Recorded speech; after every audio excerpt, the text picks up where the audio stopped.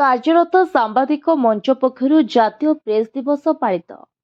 ଜଳେଶ୍ୱର ବ୍ଲକରେ ଥିବା କାର୍ଯ୍ୟରତ ସାମ୍ବାଦିକ ମଞ୍ଚ ପକ୍ଷରୁ ରବିବାର ଅପରାହ୍ନରେ ଜାତୀୟ ପ୍ରେସ୍ ଦିବସ ପାଳିତ ହୋଇଯାଇଛି। ବରିଷ୍ଠ ସାମ୍ବାଦିକ ରବୀନ୍ଦ୍ର ସେନାପତିଙ୍କ ସଭାପତିତ୍ୱରେ ଜଳେଶ୍ୱର ଥାନା ନିକଟରେ ଅନୁଷ୍ଠିତ ସଭାରେ ମୁଖ୍ୟ ଅତିଥି ଭାବେ ପୂର୍ବତନ ବିଧାୟକ ଦେବୀପ୍ରସନ୍ନ ଚନ୍ଦ ଯୋଗଦେଇ ଗଣତନ୍ତ୍ରର ଚତୁର୍ଥ ସ୍ତମ୍ଭ କୁହାଯାଉଥିବା ଗଣମାଧ୍ୟମର ତୃଣମୂଳ ସ୍ତରରେ କାର୍ଯ୍ୟ କରୁଥିବା ସାମ୍ବାଦିକମାନଙ୍କ ସମସ୍ୟା ସମାଧାନ ଉନ୍ନତି କରାଯିବା ଉଚିତ ବୋଲି କହିଥିଲେ। ମୁଖ୍ୟ ବକ୍ତା ଭାବେ ପୌରପାଳ ପ୍ରଦୀପ ପ୍ରଧାନ ଯୋଗଦେଇ ସମାଜର ତଳସ୍ତରରେ ରହୁଥିବା ଲୋକଙ୍କ ବିଭିନ୍ନ ସମସ୍ୟା ସମ୍ପର୍କରେ ପ୍ରଶାସନକୁ ଅବଗତ କରିବା ଓ ସରକାରଙ୍କୁ ଦୁର୍ନୀତି ମୁକ୍ତ କରିବାରେ ସାମ୍ବାଦିକମାନେ କାର୍ଯ୍ୟ କରିଥାନ୍ତି ବୋଲି କହିଥିଲେ। ଉଦ୍ଘାଟକ ଭାବେ ଜିଲ୍ଲା ପରିଷଦ ଉପସଭାପତି ଅନୁସୟା ପ୍ରଧାନ ଯୋଗଦେଇ ସାମ୍ବାଦିକ ହେଉଛନ୍ତି ସମାଜର ଦର୍ପଣ ବୋଲି କହିଥିଲେ।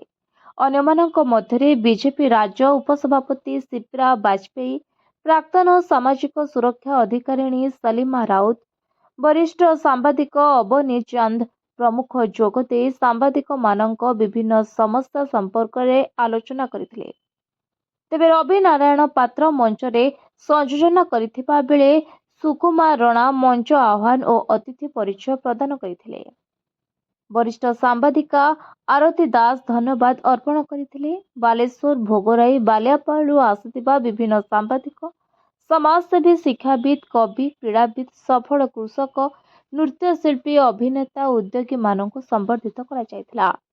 ସଭିଙ୍କ ଭିତରୁ ରାଇବଣିଆ ଅଞ୍ଚଳର ଆଦିବାସୀଙ୍କ ବିଭିନ୍ନ ମୌଳିକ ସମସ୍ୟାକୁ ନେଇ ଖବର ପ୍ରସାରଣ କରି ପ୍ରଶାସନର ଦୃଷ୍ଟି ଆକର୍ଷଣ କରି ଅବଗତ କରାଇ ପାରୁଥିବା ତଥା ସମସ୍ୟାର ସମାଧାନ ପ୍ରଶାସନ ଦ୍ୱାରା ହେଉଥିବା ପ୍ରମେୟର ସାମ୍ବାଦିକ ଓ ସମାଜସେବୀ ସନ୍ତୋଷ କୁମାର ଜେନାଙ୍କୁ ସାମ୍ବାଦିକ ପ୍ରତିଭା ସମ୍ମାନରେ ସମ୍ବର୍ଦ୍ଧିତ କରାଯାଇଥିଲା।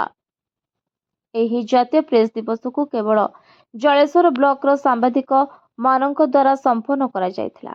ପ୍ରାରମ୍ଭରେ କୁନି ନୃତ୍ୟାଙ୍ଗନାଙ୍କ ଦ୍ୱାରା ସାଂସ୍କୃତିକ କାର୍ଯ୍ୟକ୍ରମ ସହିତ ସଭା ଶେଷରେ ରଙ୍ଗାରଙ୍ଗ ନୃତ୍ୟ ସଙ୍ଗୀତ ପରିବେଷଣ କରାଯାଇଥିଲା। ଶହ ଶହ ଦର୍ଶକ ଆମୋଦିତ ହୋଇଥିବା ବେଳେ କାର୍ଯ୍ୟରତ ସାମ୍ବାଦିକଗଣ କାର୍ଯ୍ୟକ୍ରମକୁ ପରିଚାଳନା କରିଥିଲେ। Bureau report, voice of Odisha live.